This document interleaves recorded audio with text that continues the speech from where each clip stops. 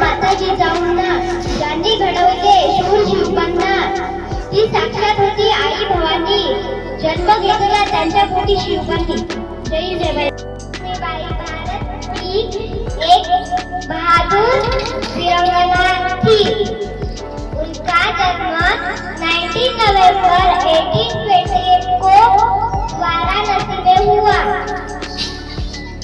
उनके पिता का नाम मोरोपंत तांबे था और उनके माता का नाम भारती था।